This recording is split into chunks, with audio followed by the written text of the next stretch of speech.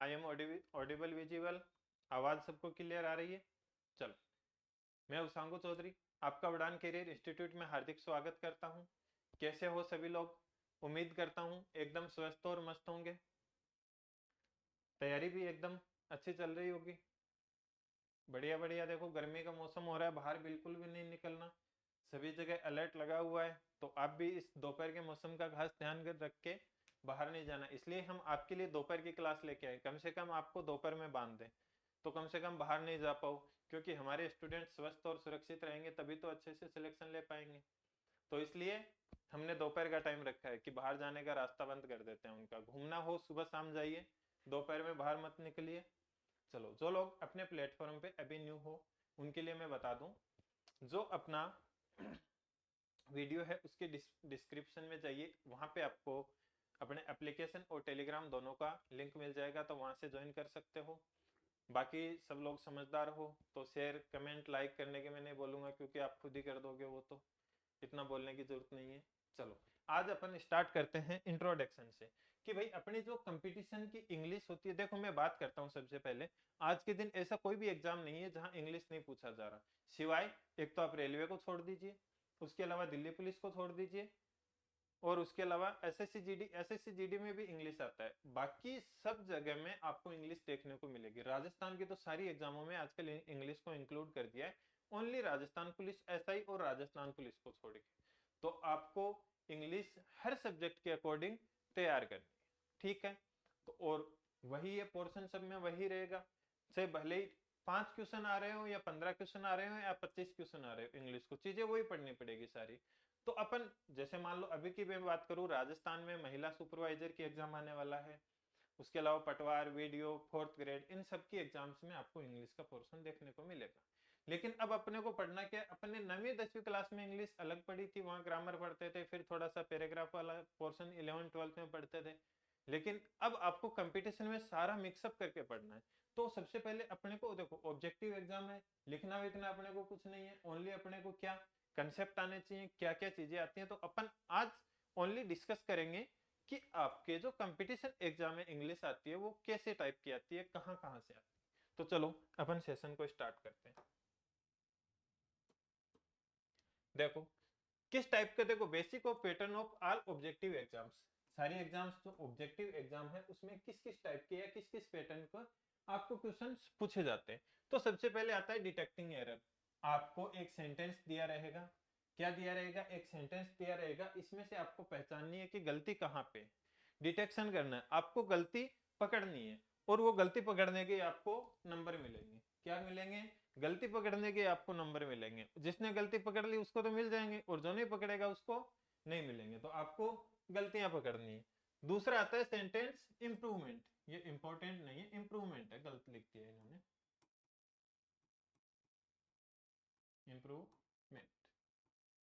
मतलब आपको पता चल गया कि यहाँ पे ये गलती है, तो इसको सही कैसे करेंगे। तो वो क्या होता है आपका सेंटेंस इंप्रूवमेंट। क्या होता है? Sentence improvement. तो वो सही करना है। इस टाइप के भी आपको देखने को क्वेश्चन मिलेंगे। बहुत सारी एग्जाम्स में आपको फिल इन द ब्लैंक्स, जो ब्लैंक रहता है, रिक्त स्थान रहता है, उसको भरने को मिलेगा।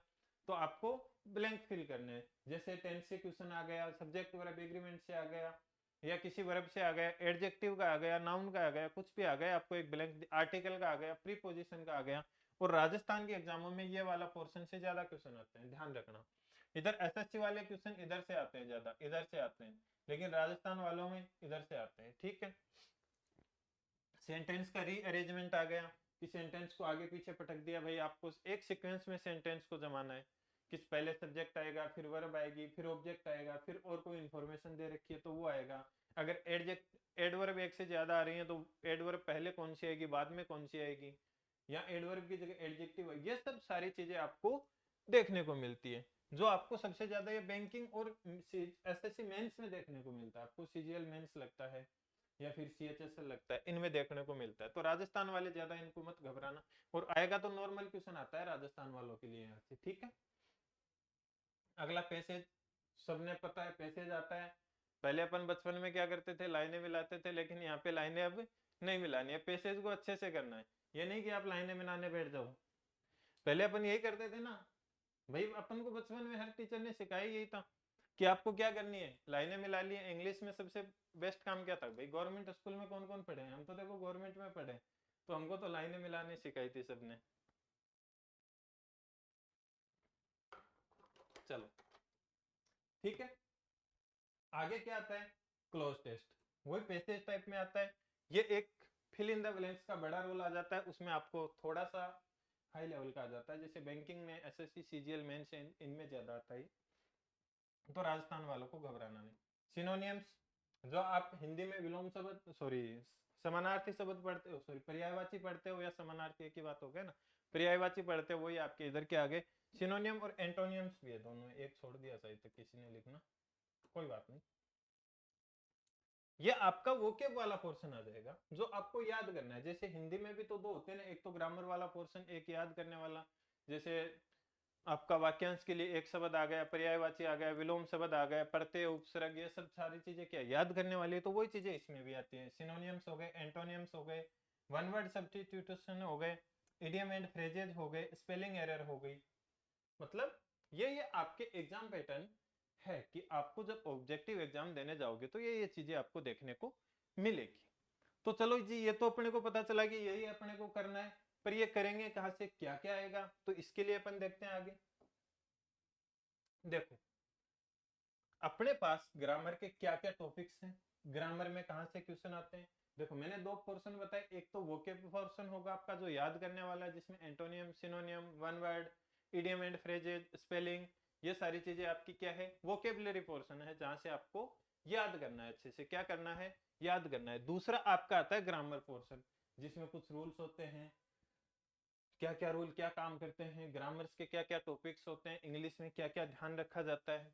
तो इन चीजों को अगर मैं बात करता हूं तो अपन क्या क्या पढ़ेंगे, noun, pronoun, adjective, adverb, article, determiners, ये हो गए।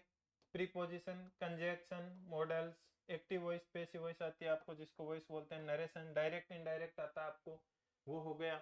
उसके अलावा वर्ब, वर्ब कितने टाइप की होती है, जैसे infinitive, gerund, participle, main verb, transitive verb, intransitive verb, ये सारी चीजें अपन डिस्कस करेंगे। टेंस आ गया, क्वेश्चन टैग आ गया, सब्जेक्ट वर्ब एग्रीमेंट आ गया, कि भाई अगर सब्जेक्ट कैसा है, सिंगुलर है तो वर्ब सिंगुलर आएगी, प्लूरल है तो प्लूरल प्लूरल आएगी, ये सारी चीजें इनमें अपन देखेंगे। इन्वर्जन आ गया, ये सारे टॉपिक्स आपके क्या हैं, ग्रामर के टॉपिक है, इन पे अपने को डीपली अध्ययन करना है। ये सारे क्या हैं, आपके ग्रामर के टॉपिक हैं, इनको अच्छे से डीपली अध्ययन करना है। क्लियर है यहाँ तक सभी को, कि अपने को सबसे पहले तो ये देखना कि भाई एग्जाम में आएगा क्या क्या, और आएगा तो क्वेश्चंस आएंगे कहाँ से, वो सारी चीजें अपने को पता रहनी चाहिए। देखो जब तक आप किसी चीज के बारे में नहीं जानोगे तब तक उसको अच्छे से नहीं पढ़ पाओगे। तो हमेशा ध्यान रखना, आप हमेशा सिलेबस तो आपके हमेशा माइंड में रहना चाहिए। जब सो ना तब भी नींदों में एक बार सिलेबस रिवाइज करके सो, 5 दिन बाद आपको एकदम अच्छे से याद हो जाएगा कि क्या क्या सिलेबस हमारे आने वाला है। बढ़ते हैं आगे। अब देखो आपको पता रहना चाहिए, जब इंग्लिश पढ़ेंगे ना सबसे पहले, तो उसकी सेंटेंस की स्ट्रक्चर बनानी आनी चाहिए। जैसे मान लो सबसे पहले जो छोटा बच्चा होता है उसको क्या करते हैं अपन, अंगुली पकड़ के सिखाते हैं ना, कि इधर से ऐसे चलना है, ये चलना है, वो उठने की कोशिश करता है, फिर उसको डर लगता है, गिर जाता है, तो आप उसको सहारा देते हो। या फिर बच्चे को ये सिखाते हो, बच्चा खाना ऐसे खाना है, इससे ये बोलना है, इससे ये बोलना है, अपन सारी चीजें सिखाते हैं। अपन वैसे ही जब अपन इंग्लिश की शुरुआत करते हैं तो अपने को पता होना चाहिए कि सेंटेंस की स्ट्रक्चर क्या है, मतलब सेंटेंस लिखा कैसे जाता है, पहले क्या आता है। अब किसी का मन किया नहीं सर मैं तो सबसे पहले ऑब्जेक्ट लिखूंगा, फिर सब्जेक्ट लिखूंगा, फिर वर्ब लिखूंगा, ऐसे थोड़ी होगा, कोई फॉर्मेशन तो होगा, ऐसे तो लोग समझ ही नहीं पाएंगे। तो इन सारी चीजों को अपने को क्या करना है, एक स्ट्रक्चर बना रखी है अपन ने, कि उस स्ट्रक्चर के अकॉर्डिंग ही आपका पूरा सेंटेंस चलेगा। तो देखो अगर अपन बात करते हैं, इसमें लिखा है, देखो जब सेंटेंस की स्ट्रक्चर बनती है तो वो भी दो तरीके से बनती है, एक तो होती है आपकी एक्टिव फॉर्म, एक होती है पैसिव फॉर्म। एक्टिव फॉर्म का मतलब ये होता है कि जो आपका डूअर होता है, सब्जेक्ट होता है, वो स्वयं कार्य कर रहा है, क्या कर रहा है,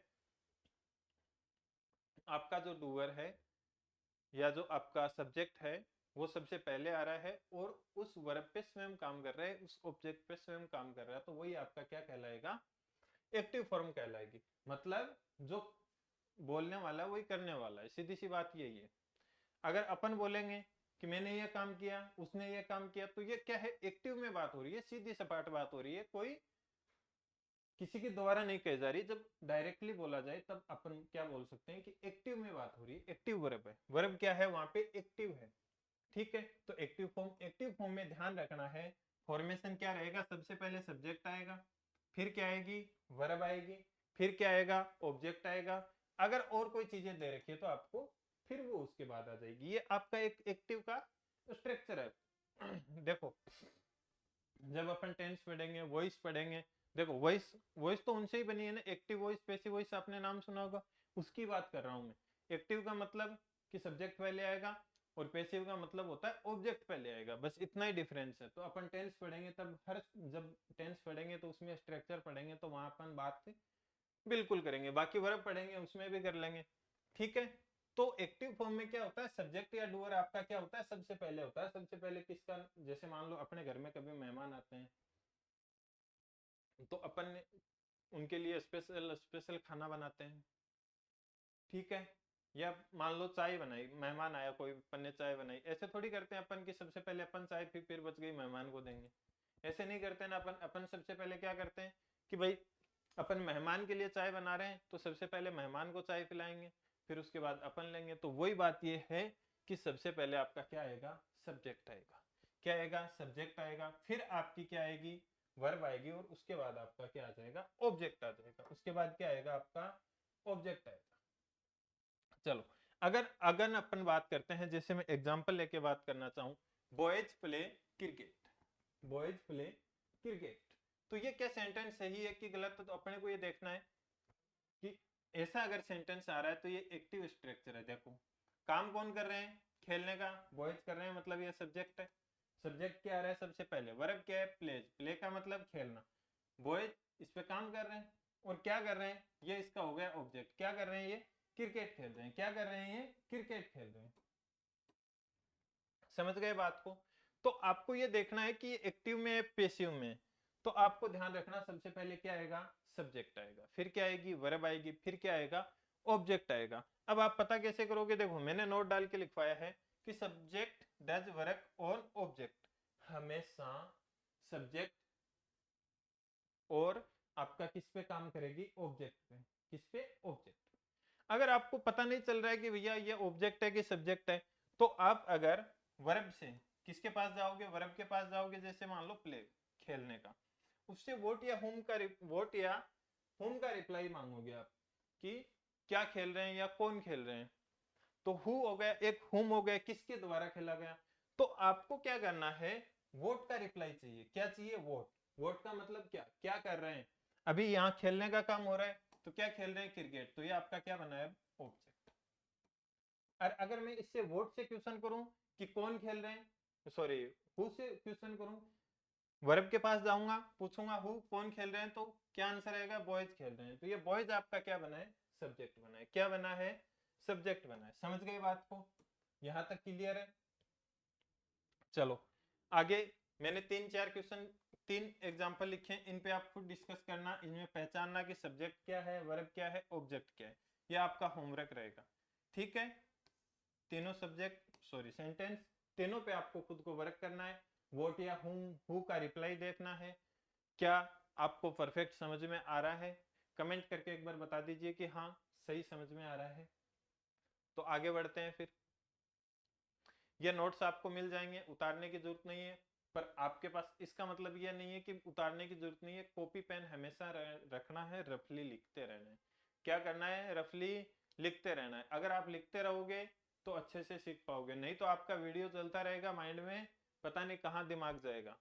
तो इसलिए साथ में लिखते रहना है। बाकी ये भी नोट्स आपको मिल जाएंगे, लेकिन आप अपने खुद के अच्छे से बनाओ। आगे बढ़े, यहाँ तक सब क्लियर है कि भाई स्ट्रक्चर कैसी होनी चाहिए सेंटेंस की? जब एक्टिव फॉर्म होगी तो कैसी होगी? यहाँ से मेन चीज सीखने को इतना ही है अपन। एक्टिव फॉर्म होगी तो सबसे पहले सब्जेक्ट, फिर वर्ब, फिर ऑब्जेक्ट। सब्जेक्ट, वर्ब, ऑब्जेक्ट, ये है एक्टिव। चलो, दूसरी फॉर्म क्या आती है? Passive verb. पैसिव, पैसिव में सीधी सी बात है, जो आपका सब्जेक्ट है वो उठ के कहाँ चला जाता है? आगे चला जाता है, और सबसे पहले क्या आता है? ऑब्जेक्ट आता है। सबसे पहले क्या आता है? ऑब्जेक्ट आता है। जैसे मान लो इसमें मैं बात करूं, students were taught by you. अब देखो, काम कौन कर रहा है? पढ़ाने का काम कौन कर रहे हैं? हिम कर रहे हैं, हिम। पढ़ाने का काम कौन कर रहा हूं? मैं कर रहा हूं, मैं कर रहा हूं सॉरी, वह कर रहा है, ही। अगर ये सब्जेक्ट के रूप में आता तो ही आता, लेकिन ये ऑब्जेक्टिव केस है तो कोई बात नहीं, ये जब अपन वॉइस वगैरह पढ़ेंगे तब समझ लेंगे। लेकिन पढ़ाने का काम कौन कर रहा है? वह कर रहा है। और पढ़ने का काम कौन कर रहे हैं? स्टूडेंट। कौन कर रहे हैं? स्टूडेंट। तो यहाँ पे सब्जेक्ट क्या है? सबसे पहले सब्जेक्ट ये है, क्योंकि ये किस फॉर्म में आ गए? आपके पेसिव में आ गए। कैसी वर्ब में है ये? पेसिव वर्ब में। और पेसिव वर्ब में ध्यान रखना, हमेशा वर्ब की थर्ड फॉर्म आती है। पेसिव वर्ब में हमेशा वर्ब की थर्ड फॉर्म आती है। ये वर्ब है ना, ये हमेशा थर्ड ही मिलेगी आपको। तब वहां से भी पहचान सकते हो कि ये सेंटेंस एक्टिव में है कि पेसिव में। हमेशा वर्ब की आपको क्या मिलेगी? थर्ड फॉर्म मिलेगी। ठीक है, बाकी ये सारी चीजें अपन जब वॉइस पढ़ेंगे एकदम अच्छे से क्लियर कर लेंगे, वर्ब पढ़ेंगे तब भी कर लेंगे। चलो अपन आगे बढ़ते हैं। अभी पार्ट ऑफ स्पीच, आज अपना ओनली इंग्लिश का इंट्रोडक्टरी वीडियो रहेगा। उसके बाद भी अपना इंट्रोडक्शन एक से दो क्लासों में होएगा कंप्लीट। पार्ट ऑफ स्पीच एक दिन में अपन नहीं कर पाएंगे, उसमें टाइम लगेगा। ठीक है, पार्ट ऑफ स्पीच आ गया तो आपको मान लो आदि ग्रामर का काम हो गया। पार्ट ऑफ स्पीच क्या होता है कि आपको एक सेंटेंस लिखा हुआ होता है, उसमें पहचानना है कि ये नाउन है, ये प्रोनाउन है, ये एडजेक्टिव है, एडवर्ब है, ये वर्ब है, ये प्रीपोजिशन है, ये आर्टिकल है, ये कंजक्शन है, ये इंटरजेक्शन है। तो ये इन सारी चीजों का आपको पता होना चाहिए। वही क्या कहलाता है? आपका पार्ट ऑफ स्पीच। वही क्या कहलाता है? पार्ट ऑफ स्पीच कहलाता है। अब कौन सा कहाँ काम में आता है? कुछ सब्जेक्ट के रूप में काम में आते हैं, कुछ ऑब्जेक्ट के रूप में क्या काम में आते हैं, ये तो धीरे धीरे अपन पढ़ेंगे तब सीख लेंगे। तो मैंने लिखा part of speech. Part of speech के अंदर अगर बात करें तो देखो क्या क्या आएंगे। मैंने एक सेंटेंस लिखा, रानी प्लेज क्रिकेट अनुज, विथ अनुज है, क्या है, बहुत ज्यादा एरर की है, कोई बात। रानी किसके साथ क्रिकेट खेल रही है? अनुज के साथ क्रिकेट खेल रही है। तो यहाँ अपने को ध्यान देखो, पार्ट ऑफ स्पीच में अपन क्या पढ़ेंगे। तो देखो सबसे पहले आ रहा है क्या? खेलने का काम कौन कर रही है? रानी। क्या काम कर रही है? रानी। तो ये क्या बना इसका? सब्जेक्ट। अब देखो सब्जेक्ट के रूप में आपका नाउन भी मिल सकता है या आपको प्रोनाउन भी मिल सकता है। ये अपन जैसे जैसे आगे पढ़ेंगे तब अपन देखते जाएंगे। देखो नाउन क्या होता है? सबसे पहले अगर मैं बात करूं तो नेमिंग ऑफ वर्ड, किसका? या तो किसी व्यक्ति का, या तो किसी व्यक्ति का, या किसी स्थान का, या किसी जानवर का। जो भी अपन नाम देते हैं ना, वही आपकी क्या कहलाती है? नाउन कहलाती है। हिंदी में जिसको बोलते हैं संज्ञा, वही। ठीक है, it come in the place of subject. देखो क्या होता है? नेमिंग ऑफ वर्ड होता है नाउन, आपका नाम होता है। ये कहाँ कहाँ यूज हो सकती है? सब्जेक्ट के रूप में भी हो सकती है और ऑब्जेक्ट के रूप में भी हो सकती है। तो नाउन का प्रयोग कहाँ कहाँ होगा? सब्जेक्ट और ऑब्जेक्ट के रूप में। देखो रानी क्या है? नाउन है, नाम है, किसी का नाम है। और किसी का नाम ही आपका क्या कहलाएगा? किसी का नाम क्या होता है? नाउन होता है। तो अपन सीधी सी बात बोल सकते हैं कि यहाँ रानी क्या है? नाउन है। इधर आगे अगर मैं बात करूं प्लेज, प्लेज क्या वर्ब है, तो इसको अपन वर्ब कर देते हैं। क्रिकेट क्या है? इसका ऑब्जेक्ट है। क्या कर रहे हैं? क्रिकेट खेल रहे हैं। क्या कर रहे हैं? क्रिकेट खेल रहे हैं। ये क्या है? इसका ऑब्जेक्ट बन गया। किसके साथ खेल रहे हैं? अनुज के साथ खेल रहे हैं। चलो ये भी क्या है? आपका नाउन है। क्या है? नाउन है।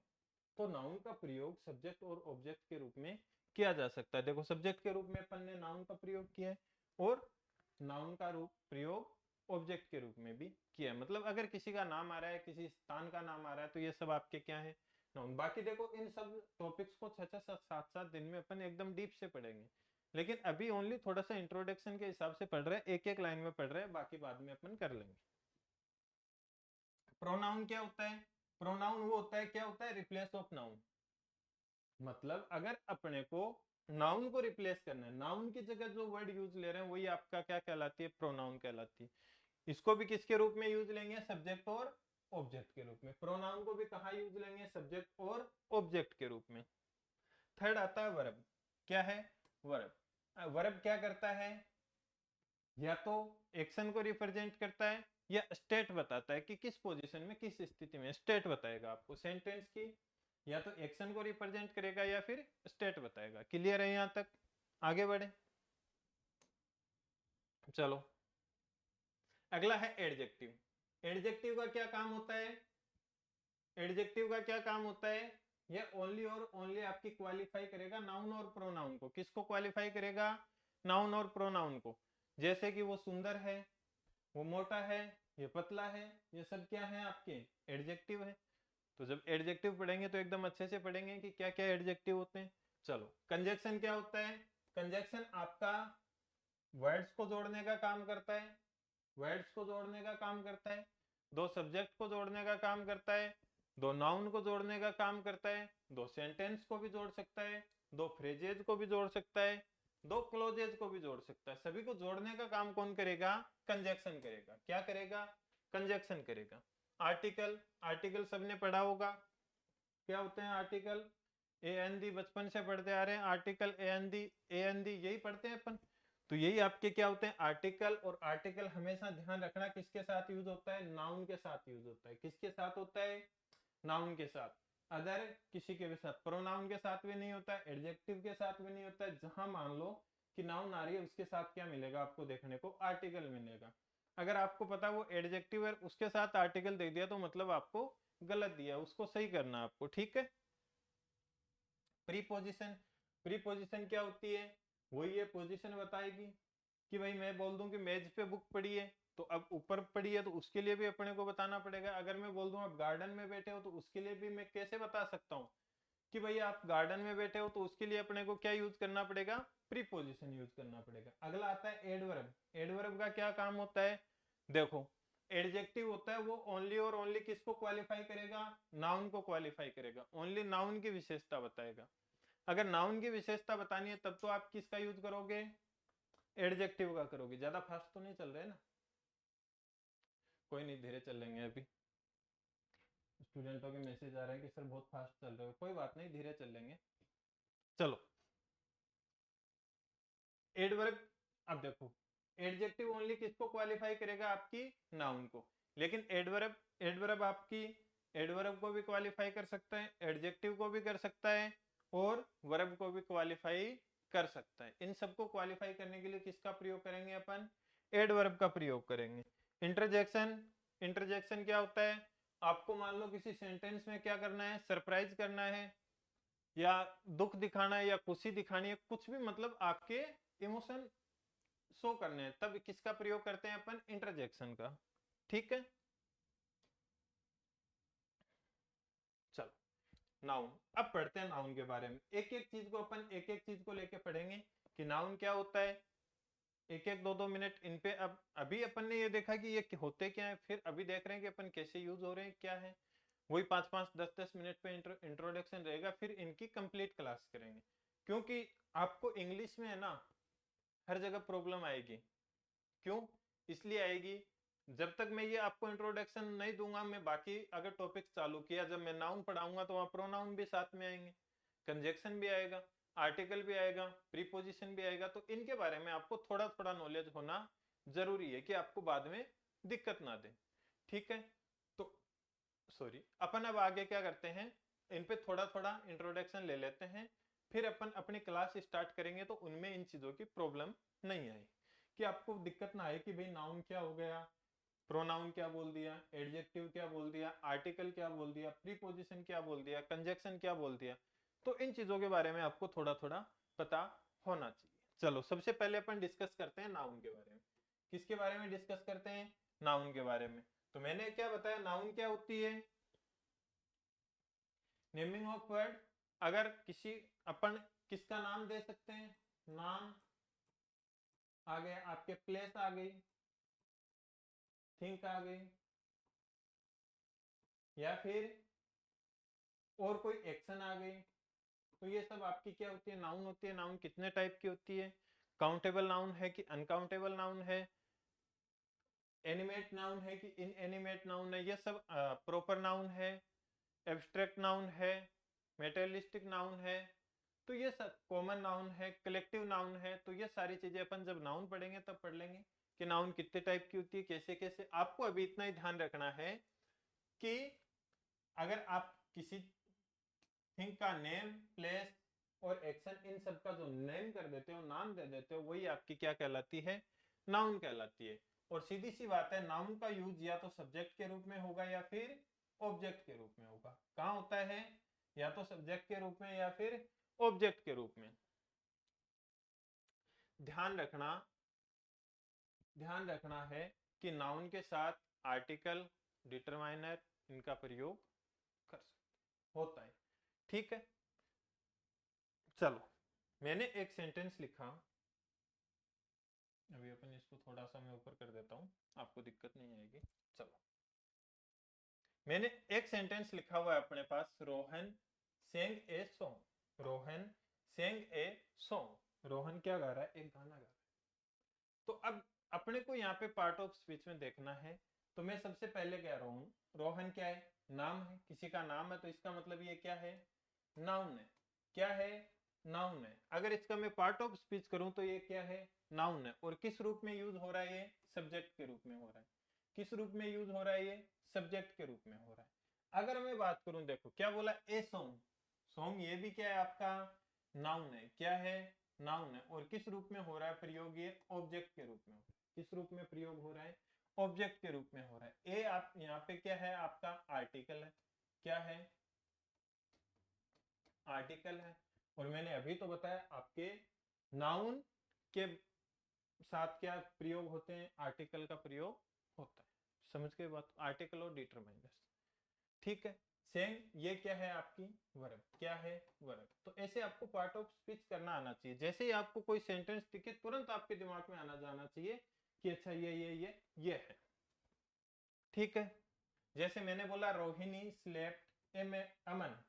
रोहिणी ने किसको थप्पड़ मार दिया? अमन को मार दिया। चलो अब यहां से तो थोड़ा सा देखो समझते हैं अपन। सबसे पहले आपको पता है क्या? रोहिणी ने थप्पड़ मारा है, मारा था। ठीक है, मारा था। तो अब एक बात बताओ, सबसे पहले क्या आया? सब्जेक्ट। फिर क्या आई? वर्ब। फिर क्या आया? ऑब्जेक्ट। यही आया। तीन ही चीजें, एकदम सिंपल है। लेकिन यह है क्या? नाम है, किसी लड़की का नाम है। तो ये क्या है? आपका नाउन है। क्या है? नाउन है। अगर मैं इसका पार्ट ऑफ स्पीच पूछूं तो क्या होगा इसका? नाउन। स्लेप्ट का पार्ट ऑफ स्पीच क्या है? ये वर्ब है। क्या है? ये वर्ब है। अमन का मैं पूछूं तो ये भी क्या है? नाउन है। क्या है? नाउन है। और किस रूप में हो रही है? ऑब्जेक्ट के रूप में यूज हो रही है। समझ गए बात को? ऐसे मैंने लिखा, reading is a good habit. पढ़ना क्या है? एक अच्छी आदत है। तो आईएनजी का प्रयोग करके भी नाउन बना सकते हैं। ये जब अपन नाउन पढ़ेंगे ना तब सारी चीजें सीख लेंगे। तो ये आपका क्या है? सब्जेक्ट और नाउन है। इज यहाँ पे क्या है? वर्ब है। इज यहाँ पे क्या है? वर्ब है। तो अब देखो गुड भी क्या है यहाँ पे? अब नाउन है, क्योंकि इसके साथ क्या आ रहा है? आर्टिकल आ रहा है। आर्टिकल आ रहा है तो इसका मतलब पक्का क्या है? ये नाउन। समझ गए बात वो? बाकी अपन नाउन पढ़ेंगे तो उसमें अच्छे से पढ़ लेंगे। अब मैं यहाँ पूछूं कि आपको ये बताओ इसमें नाउन कहाँ पे है? कमेंट करके बताओ कि इसमें नाउन कहाँ पे है। कमेंट करके बताइए इसमें नाउन कहाँ पर है।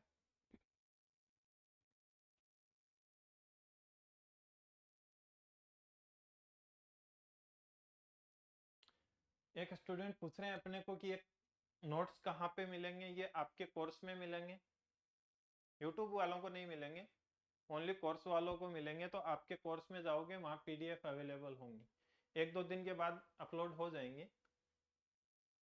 ठीक है, चलो मैं पढ़ाते वक्त थोड़ा कमेंट पे ध्यान नहीं देता हूँ, तो ध्यान रखना। बाकी रिप्लाई आपको बाद में मिल जाएगा। कोई भी डाउट होता है तो आप आस्क कर लिया करो, क्वेश्चन ड्रॉप कर दिया करो, फिर उसके बाद अपन रिप्लाई कर लेंगे, क्योंकि अपन कमेंट का जवाब देंगे कि इधर पढ़ाएंगे। ठीक है, जो भी डाउट रहता है क्लास के बाद पूछा करो कि सर मेरे को ये डाउट है। ठीक है, चलो आगे बढ़ते हैं अपन। इसमें मुझे आपको कमेंट करके बताना है कि इसमें नाउन क्या है। ये कल की क्लास में आते ही सबसे पहले ये क्वेश्चन पूछा जाएगा और ये वाला क्वेश्चन भी पूछा जाएगा। इन दोनों में आपको नाउन ढूंढ के लानी है कि कौन सी नाउन है। कमेंट करके सारे लोग बताओगे कि इसमें नाउन ये है। चलो मिलते हैं नेक्स्ट क्लास में। धन्यवाद।